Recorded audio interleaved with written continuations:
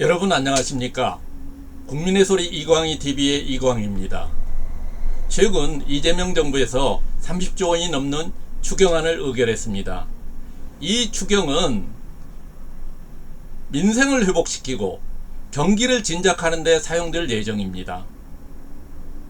전 국민에게 차등적으로 소비 쿠폰을 지급하여 내수를 활성화시키고 빚더미에 허덕이는 소상공인 자영업자의 부채 탕감을 통해 가난한 서민들을 살릴 것입니다. 그러나 돈을 풀어 경기를 회복시키는 것은 스테로이드 주사 맞는 것과 똑같습니다. 급할 때 한두 번 맞아야 효과가 있는 법이지 여러 대 스테로이드 주사를 맞으면 부작용이 커져 몸이 망가지게 됩니다. 경제도 이와 마찬가지입니다. 경기 회복을 위해 계속해서 돈을 풀면 결국 한국 경제는 망가지게 됩니다. 한국 경제를 올바르게 회복시키는 것은 구조 개혁을 통해 체질 개선을 하는 것입니다. 그러면 어떻게 하면 체질 개선을 시켜서 한국 경제가 부흥할 수 있는지 알아보도록 하겠습니다. 이 그래프는 통계청의 자료로서 55세에서 64세 연령층의 주된 일자리 퇴직 동향을 2005년부터 2024년까지 나타내는 그래프입니다. 이 그래프에서 녹색 막대는 평균 퇴직 연령을 나타내고요. 노란색 꺾은 선은 평균 근속기간을 나타냅니다. 최근 자료인 2024년 자료를 보면 평균 근속기간은 15.9년, 평균 퇴직 연령은 49.4세로서 근속기간은 16년 정도 되고 퇴직 연령은 50세가 채 안 된 49세에 그치고 있습니다. 바로 이것이 현재 한국 경제가 당면하고 있는 모든 문제를 유발하는 주요 원인입니다. 한국 경제 위기의 실상은 주력 직장에서 평균 근무 연수가 16년이라는 겁니다.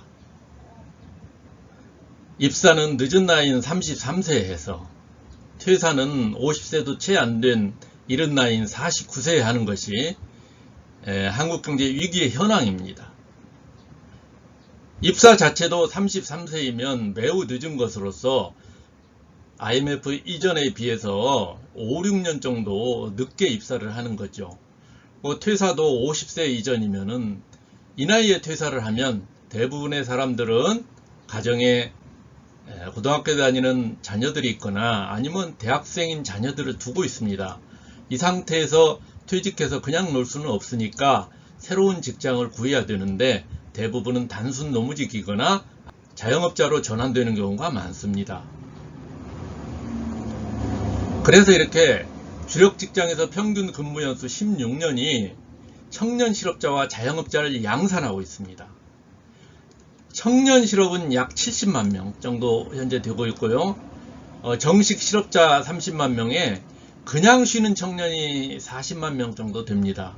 그냥 쉰다는 것은 실업 통계에는 잡히지 않는 비경제 활동 인구이지만 학업도 하지 않고 육아도 하지 않고 그냥 쉬고 있는 청년을 말합니다.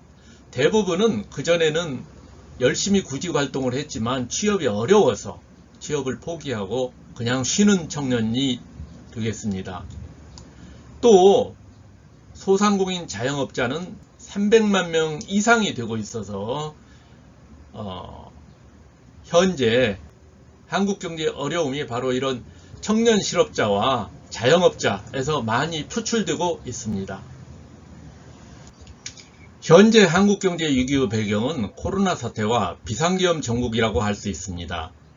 코로나 사태는 2020년부터 2023년까지 약 3년간 지속이 되었었는데요. 이때 재택근무가 강화되었고 경제활동이 극도로 위축되어 내수가 위축되었습니다. 또 하나는 작년 연말, 즉 2024년 12월부터 올해 4월까지 지속된 비상계엄 정국이라고 할 수 있습니다. 윤석열이 비상계엄을 선포한 게 작년 12월 3일이었고요. 윤석열 파면 선고가 나왔던 게 올해 4월 4일이었습니다. 이 4개월 동안 미래에 대한 불확실성으로 소비 및 투자가 급감했고요. 그래서 결국 심각한 내수 위축이 이루어졌습니다. 그런데 한국 경제 위기의 근본 원인을 살펴보면 바로 기업 양극화라고 할 수 있습니다. 기업 양극화란 대기업과 중소기업이 파행 구조를 형성하고 있는 걸 말합니다. 파행 구조라는 것은 절름발이 구조란 뜻이죠. 그러니까 두 다리가 있는데 한쪽 다리는 건강하고 다른 쪽 다리는 병들어서 제대로 못 건다는 그런 뜻이 되겠습니다. 그래서 경쟁력이 강한 대기업과 경쟁력이 약한 중소기업, 이 대기업과 중소기업의 기업 양극화가 한국 경제의 파행 구조라는 거죠. 한쪽은 매우 강하고 한쪽은 매우 약한 그런 파행 구조를 형성해서 한국 경제 성장을 이끌어가니까 문제가 많을 수밖에 없는 거죠. 이 상태로 가다가 IMF 외환위기 이후 이러한 파행 구조 기업 양극화가 매우 심화됐습니다. 이때 사실 IMF 외환위기라는 것은 그동안 잘 나가던 대기업, 즉 재벌기업들이 한계에 부딪혔다는 걸 뜻하는 겁니다. 그래서 대기업들이 성장성의 한계에 부딪혀 경쟁력이 없는 대기업들은 파산에 직면해서 많은 대기업들이 파산했고요. 경쟁력이 있는 대기업들은 외환위기 직후에도 살아남아서 더욱 그 경쟁력을 강화시켰습니다. 그런데 이러한 외환위기 직후에 살아남은 대기업들도 파산할 수 있다는 위기감을 느끼고 자체 구조조정을 실시했습니다. 그래서 감량 경영, 즉 군사를 많이 빼는 워크아웃을 단행하여 그 뒤부터는 고용 없는 성장이 이루어졌습니다. 그런데 살아남아서 이렇게 성장하던 대기업들도 시간이 지날수록 수익성, 성장성 하락으로 경쟁력이 약해졌습니다. 이러한 경쟁력 약화가 대기업 생존 문제에 봉착을 했고 이것 때문에 한국 경제의 위기는 가속화됐습니다. 이렇게 위기에 직면한 대기업들도 생존 전략을 새롭게 내놨는데요. 그것은 바로 신산업 투자 기피와 해외 투자라고 볼 수 있습니다. 그래서 신산업에 대해서는 투자 위험성 때문에 자제를 했습니다. 잘못하면 위험이 큰 새로운 산업에 투자했다가 파산 위기에 직면할 수도 있기 때문에 그런 건 삼갔고요. 그 다음에 기존 산업의 투자는 국내 투자는 기피했습니다. 국내 투자는 노후 설비 교체, 기존에 있는 라인이 너무 노후화됐을 때 이거 교체하는 정도만 단행을 했고 신규 설비 투자는 해외에서 집행을 했습니다. 그래서 해외 투자가 확대됐는데요. 이 해외 투자 목적은 하나는 비용 절감, 또 하나는 무역 장벽 극복 이런 거였죠. 중국, 동남아, 남미는 비용 절감의 측면에서 이루어졌고 미국은 무역 장벽 극복의 차원에서 이루어졌죠. 그래서 이렇게 신산업 투자 기피 및 해외 투자 확대 여파로 취약한 국내 고용 구조는 더욱더 어렵게 됐습니다.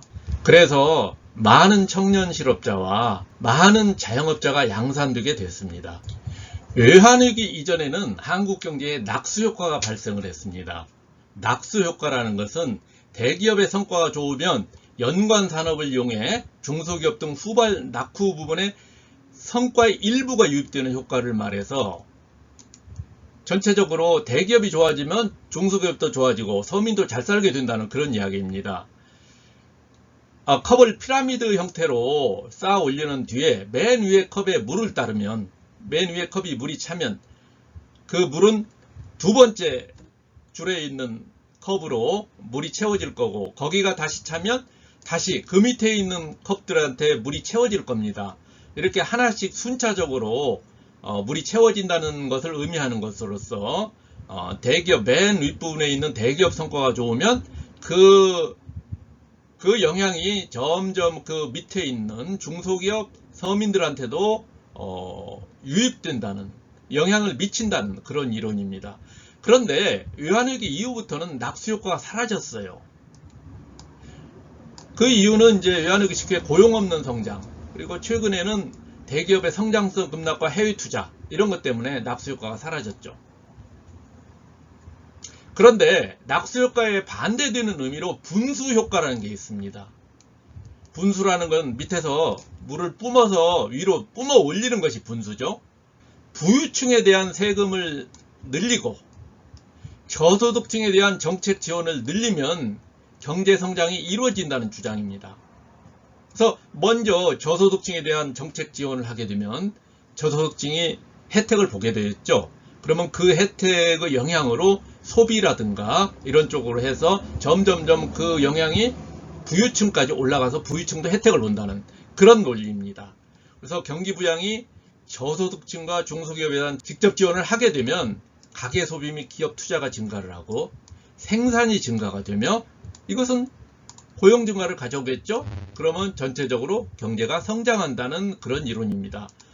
이 분수 효과는 맨 처음에 케인즈가 주장을 했습니다.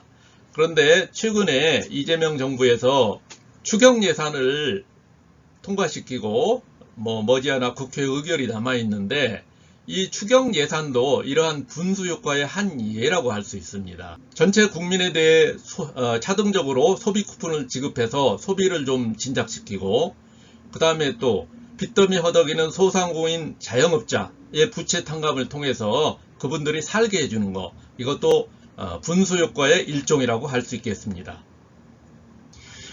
현재까지 진행된 한국경제 쇠락의 모습은 이와 같습니다. 그래서 대기업이 쇠퇴했기 때문에 청년 실업과 자영업자가 양산이 됐죠. 기업이 쇠퇴하니까 주식시장도 부진할 거 아닙니까?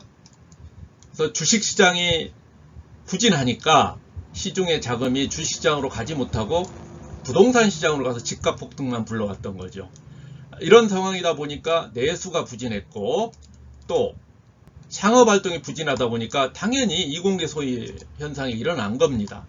이렇게 되니 지방소멸이 이루어지고요. 청년들이 직업이 불안하고 주거가 불안한데 결혼하기가 힘들겠죠. 또 결혼한 사람도 아이 낳기를 꺼리는 거죠. 그래서 최저 출생률이 이루어진 거고요. 이는 전체적으로 경제 성장률을 하락시켰습니다.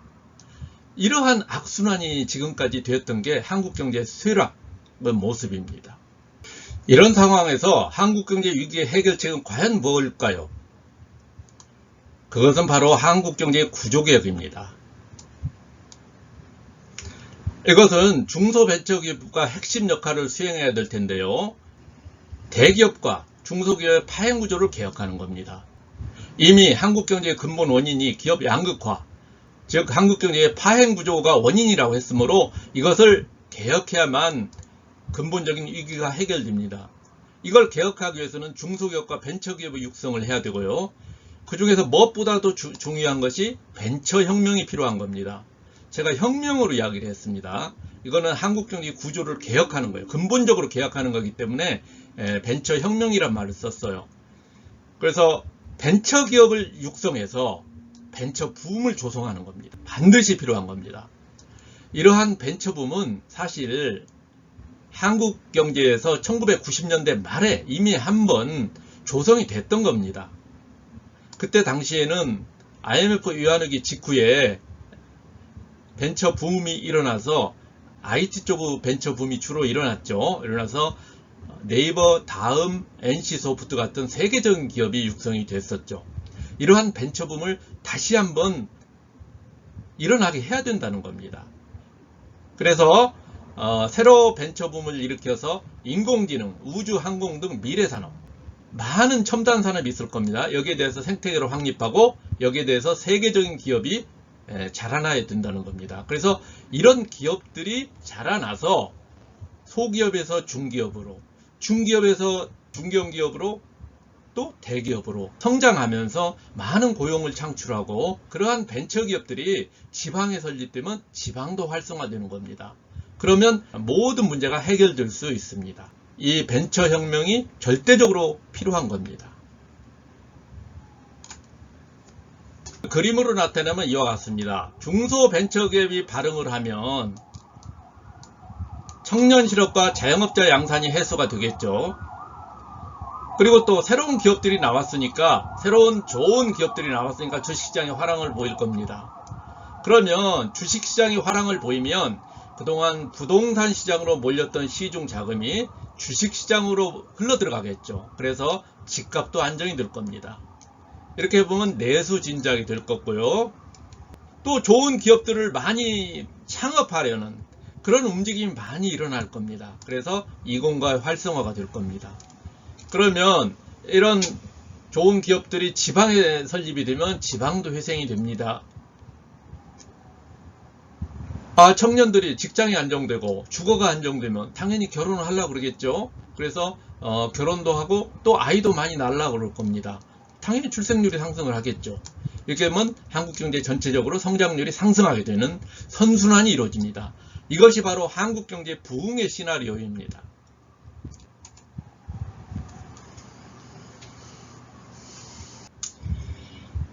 벤처혁명을 이끌어갈 중소벤처기업부 책무는 다음과 같습니다.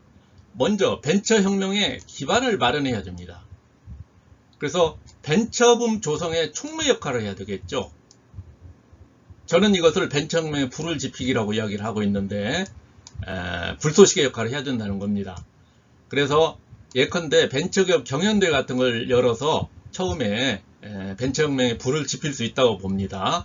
그리고 또 중요한 것은 모태펀드를 증강을 시켜야 되겠죠. 모태펀드라는 것은 정부가 투자하는 펀드로서 벤처기업에 투자할 자금 모으는 펀드, 정부가 출자하는 펀드입니다. 이거는 정부가 여기에 출자를 하면 이 펀드를 기반으로 벤처 캐피탈들이 이 펀드 기금 일부와 다른 시중 자금을 합쳐서 펀드를 그 벤처 펀드로 벤처기업에 투자를 하는 겁니다. 그렇게 해서 일단 정부가 제일 먼저 모태펀드를 많이 출자를 해야 그걸 기반으로 다른 여러가지 벤처펀드가 만들어질 수 있겠죠. 그 다음에 벤처혁명의 불씨를 보존해야 됩니다. 이거는 벤처혁명이 이제 불을 지펴서 본격적으로 불이 타오르기 시작하면 이 불을 잘 관리해야 된다는 의미입니다. 그래서 벤처 옥석을 가리는 시스템을 마련해야 되겠죠. 벤처는 사실 리스크가 큰 사업이기 때문에 많은 위험 부담이 따릅니다. 그러니까 이런 걸 계기로 해서 벤처 사기가 좀 횡행할 수 있거든요. 그래서 벤처 사기도 많이 등장을 하는데 이게 진짜 옥이냐, 제대로 된 벤처냐, 아니면 사기에 가까운 거냐, 이런 것을 가릴 수 있는 시스템이 중소벤처기업부에서 어느 정도 마련을 해줘야 된다는 거죠. 그 다음에 벤처혁명이 너무 과열되면 안 됩니다. 과열되면 당연히 거품이 생기고 거품이 폭발하면 한꺼번에 몰락할 수 있습니다. 그래서 과열되지 않도록 시장을 감시하는 이 역할을 해야 되겠죠. 또 하나 중요한 것은 사회 안전망을 확립해야 됩니다.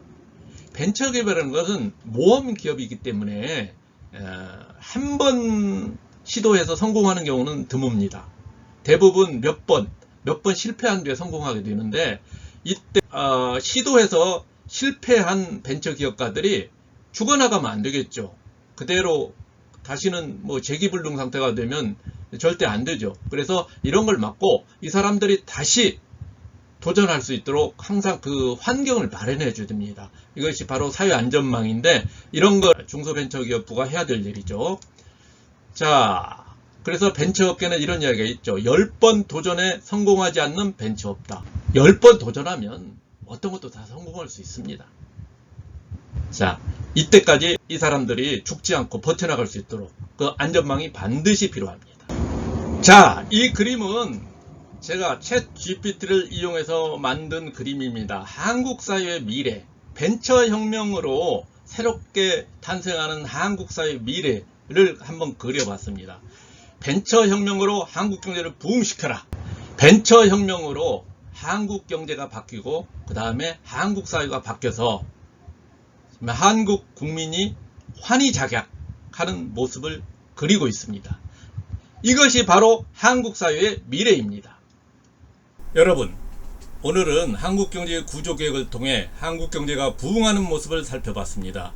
그리고 한국 경제의 부흥을 위해 벤처혁명이 반드시 필요하다는 것도 살펴봤습니다. 국민의 소리 이광희TV 이제 마칠 시간입니다.